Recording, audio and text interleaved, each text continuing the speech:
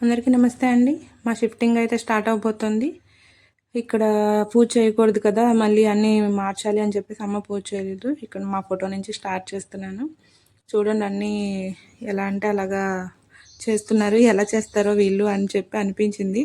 నాకు సడన్గా ఎందుకో మళ్ళీ కొంచెం తల తిరిగినట్లు అలా అనిపించింది. అంటే ఈ మధ్య కొంచెం హెల్త్ బాగాలేదని చెప్పాను కదా, సో నేను ఇంకేది పట్టించుకోలేకపోయాను. మా వారు అమ్మే చూస్తున్నారు పాపం. ఇక కార్తిక్ అయితే అస్సలు హెల్త్ బాగాలేదు, డల్ అయిపోయాడు. వాడు మొబైల్ చూస్తూనే ఉన్నాడు. ఆ డల్నెస్లో మాకేం అర్థం కాక మొబైల్ కూడా ఇచ్చేసాము. ఇక్కడ ఏసీ ఫిట్టింగ్స్ అయితే తీసేస్తున్నారండి, అన్ఇన్స్టాల్ చేస్తున్నారు ఏసీని. ప్యాకింగ్ అయితే ఎలా చేస్తారా అని కొంచెం టెన్షన్ ఉంది. మార్నింగ్ 6 కల్లా వచ్చేసారు. తర్వాత నెమ్మదిగా స్టార్ట్ చేశారు, ప్యాకింగ్ అన్నీ చేస్తున్నారండి. పాపం చాలా కష్టపడిపోయారు. 3 మెంబర్స్ వచ్చారు, అన్నీ వాళ్ళే చేసుకుంటూనే ఉన్నారు. వాల్యుబుల్స్ అన్నీ పక్కన పెట్టేసుకోమని చెప్పారు, మిగతా వాళ్ళే చేస్తున్నారు. ఇది మా ఓనర్ గారండి, ఇక్కడ కనిపిస్తున్న ఆవిడ. షిఫ్టింగ్ అయితే ఆల్మోస్ట్ అన్ని సామాన్లు ఫినిష్ చేసేసి బయలుదేరిపోయాం మేము. ఇక మా ఓనర్ గారు అయితే మాకు ఎందుకో అడ్వాన్స్ ఇవ్వలేదండి, ఎందుకు ఏంటి తెలీదు. మా వారైతే వెళ్ళేటప్పుడు ఇక అడగొద్దు, వదిలేద్దాంలే అన్నట్లుగా వదిలేశారు. నాకైతే బాధగా వేసింది, చిన్న అమౌంట్ కాదు కదా అనిపించింది.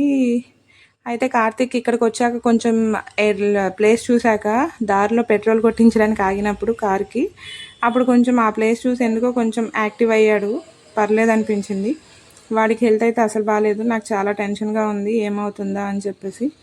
ఆల్మోస్ట్ 150 కిలోమీటర్స్ దాటేసి వచ్చేసాము. హైవే మీదుగా ఓఆర్ఆర్ మీదుగా వచ్చామండి. రాయల్ విల్లాస్ అనమాట ఇది. ఆల్మోస్ట్ మనం ఇంటి దగ్గరికి అయితే వచ్చేసాము. వెనక లగేజ్ వస్తుంది, మేమైతే ముందు వచ్చేసాము. నేను, మా వారు, అమ్మ, ఇంకా కార్తీక్. మేము వేరేగా సపరేట్గా మాట్లాడేసుకొని వెహికల్లో వచ్చేస్తున్నాము. ఇదైతే మన ఏరియా అండి.